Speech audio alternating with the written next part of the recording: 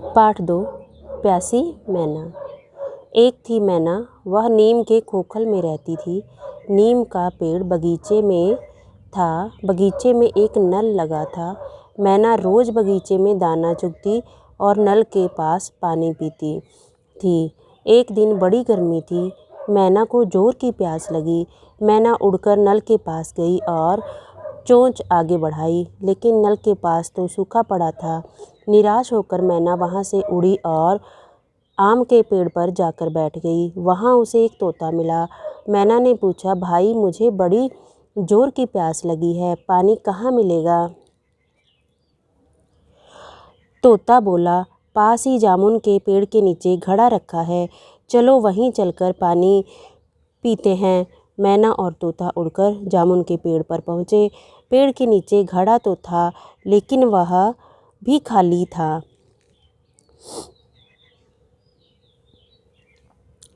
मैना और तोते ने जामुन के पेड़ पर एक कबूतर देखा। मैना ने कबूतर से पूछा, भाई पीने के लिए पानी कहाँ मिलेगा? कबूतर ने कहा, वह लाल ईंटों वाला मकान है ना, उसके आंगन में रोज़ एक आदमी कपड़े धोता है। फर्श की दरारों में पानी जमा हो जाता है, चलो वहाँ चलकर पानी पीते हैं। मैना और तोता कबूतर तीनों साथ साथ उड़ते हुए लाल ईंटों वाले मकान के आंगन में जा पहुँचे, लेकिन कपड़े धोने वाला जा चुका था। फर्श की दरारों में जमा पानी भी सूख गया था। तोता परेशान होकर बोला, अब क्या करें? मैना बोली, मुझे तो जोर की प्यास लगी है। कबूतर बोला, चलो कहीं पानी ढूंढते हैं। मैना, तोता और कबूतर तीनों साथ साथ उड़ चले। कुछ देर बाद वे एक पीपल के पेड़ पर उतरे। वहाँ बहुत सारी गौरैया बैठी थी। वह सब खूब मज़े से चहक रही थी। चिर्र चर्र चिर्र। कबूतर गौरैया के पास जाकर बोला, गुटर गूं, अरे गौरैया, क्या बात है? तुम लोग बहुत खुश हो। गौरैया ने बताया, हम सब अभी अभी नहा कर आए हैं। मैना अचरज से बोली, नहाकर? तुम्हें नहाने के लिए पानी कहाँ से मिला?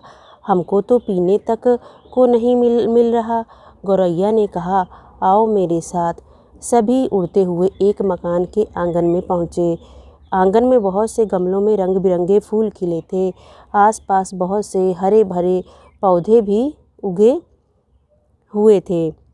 पौधों की छाया में एक बड़ा सा मिट्टी का कुंडा पानी से भरा हुआ रखा था। तोता उत्साह से बोला, अरे देखो, उस कुंडे में पानी है, वहाँ हुदहुद पानी पी रहा है। कबूतर ने कहा, अरे वाह, वहाँ तो एक गिलहरी भी है।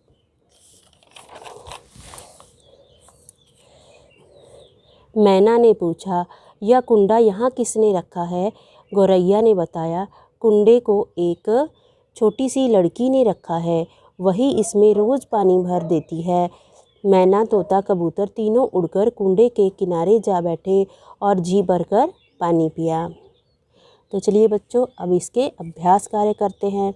सबसे पहले है शब्दार्थ, कठिन शब्दों का अर्थ। खोखल, खोखल का मतलब होता है पेड़ के तने का खोखला भाग। अचरज, आश्चर्य। फर्श, जमीन या भूमि। कुंडा, नाद या मटका। दरार, चटकी हुई जगह। जोश, उत्साह। बगीचा, छोटा बाग बगीचा। आगे है बोध प्रश्न, उत्तर लिखिए। मैना क्यों परेशान थी? तो बच्चों, इसका उत्तर आएगा, मैना को बहुत तेज़ प्यास लगी थी, इसीलिए मैना परेशान थी। प्रश्न नंबर ख, पानी के लिए तोता मैना को लेकर कहाँ गया और क्या हुआ?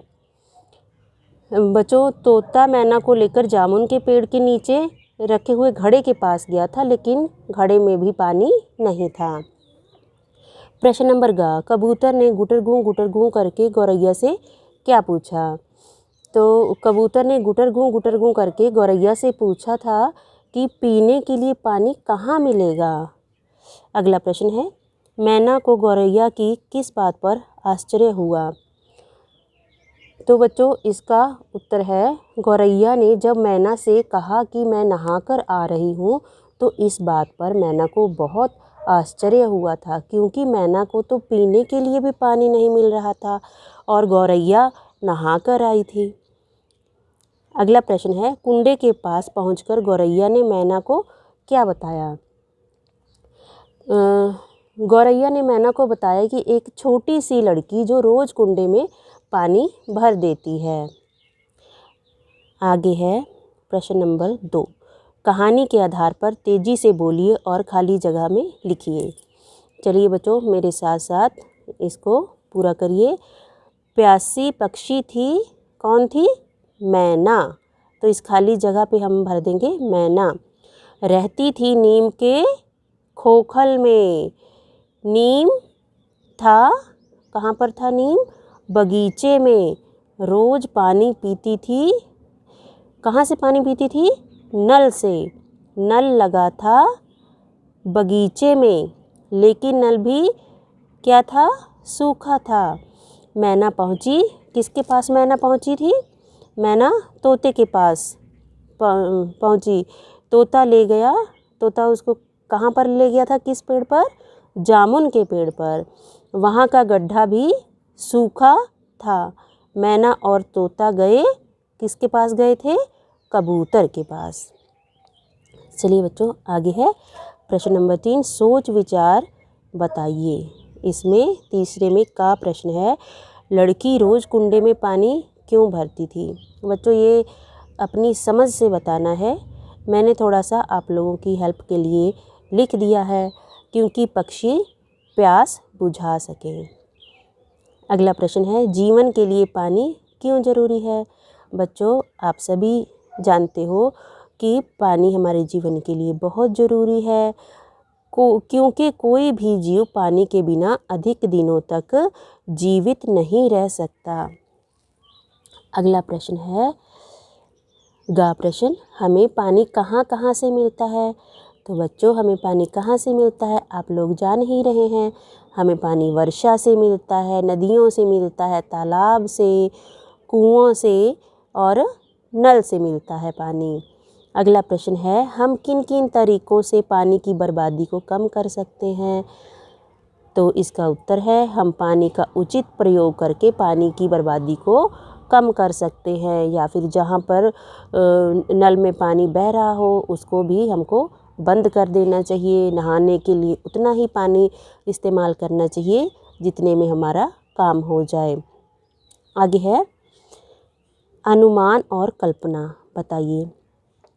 क्या होता यदि पक्षियों को गौरैया के बताए कुंड में भी पानी नहीं मिलता? बताइए बच्चों, क्या होता कि क्योंकि उस मैना को बहुत ज़्यादा प्यास लगी हुई थी और उसको पानी ना मिलता तो उसका क्या होता? मैना मर जाती। खा प्रश्न है, छोटी सी लड़की कुंडे में रोज़ पानी रखती थी, जिसमें पक्षी आ आकर अपनी प्यास बुझाते थे। तुम पशु पक्षियों के लिए क्या क्या कर सकते हो? तो बच्चों, आप भी कुंडे में या किसी भी बर्तन में गर्मी के समय में पक्षियों के लिए पानी रख सकते हैं।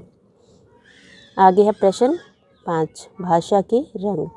इसमें का प्रश्न है, 3 पर्यायवाची शब्द लिखिए। पानी, पानी को और क्या क्या कहते हैं?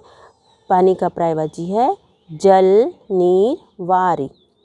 पक्षी, खग, विहग, नभचर। फूल, कुसुम, सुमन, पुष्प।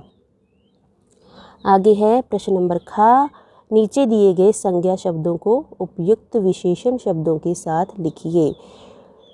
जैसे दिया गया है, सूखा नल, सूखी लकड़ी, सूखे पेड़। अब हमको नल का बनाना है। नल का ये उदाहरण में बना हुआ है, सूखा नल बना सकते हैं।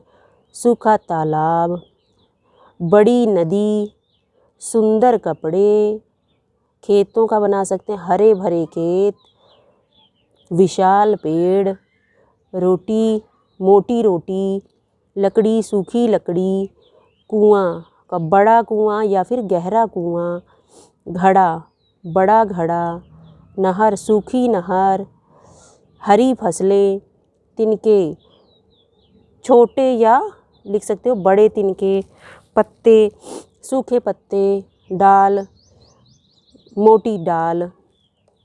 आगे है, ऐसे वाक्य की रचना कीजिए जिसमें योजक चिन्ह का प्रयोग हुआ हो। बच्चों ये जो ऐसे घटाना की तरह है इसको योजक चिन्ह कहते हैं। जैसे हम लिख सकते हैं कि हमें अपने माता पिता का सम्मान करना चाहिए। माता पिता जब हम लिखेंगे तो उसमें माता और पिता के बीच में ये योजक चिन्ह आएगा। खा, जिसमें प्रश्नवाचक चिन्ह का प्रयोग हुआ हो, तो हम इसमें लिख सकते हैं तुम्हारा क्या नाम है। आगे है, जिसमें अल्प विराम चिन्ह का प्रयोग हुआ हो, तो इसमें हम बना सकते हैं वाक्य पिताजी मेले से मिठाइयाँ फल और ढेर सारा सामान लाए। घा, जिसमें विस्मयादिबोधक चिन्ह का प्रयोग हुआ हो। बच्चों विस्मयादिबोधक होता है हैरानी, जिससे हम हैरानी प्रकट करते हैं। जैसे वाह कितना सुंदर फूल।